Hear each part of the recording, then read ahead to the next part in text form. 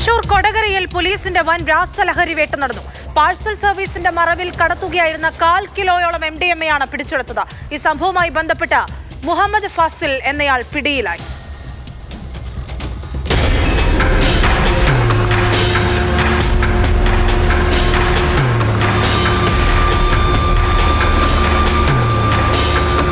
ബാംഗ്ലൂരിൽ നിന്ന് എറണാകുളത്തേക്ക് ഐഷർ ലോറിയിലായിരുന്നു MDMA കടത്തിക്കൊണ്ടുവന്നത്. റൂറൽ ഡാൻസ് ഓഫ് സംഘവും കൊടകര പോലീസും സംയുക്തമായിട്ടായിരുന്നു ലഹരിമരുന്ന് പിടികൂടിയത്. തൃശൂർ റൂറൽ ജില്ലാ പോലീസ് മേധാവി B. കൃഷ്ണകുമാർ IPS ലഭിച്ച രഹസ്യ വിവരത്തെ തുടർന്നായിരുന്നു പരിശോധന. ദേശീയപാത പേരാമ്പ്ര ഫ്ലൈഓവറിന് സമീപത്ത് വെച്ചാണ് വാഹനം പരിശോധിച്ചത്.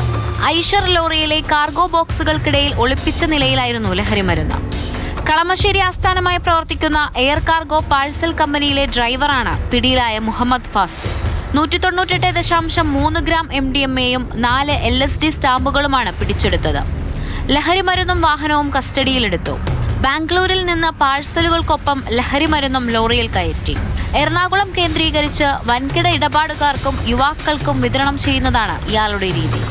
നടപടിക്രമങ്ങൾക്ക് ശേഷം പ്രതിയെ കോടതിയിൽ ഹാജരാക്കി.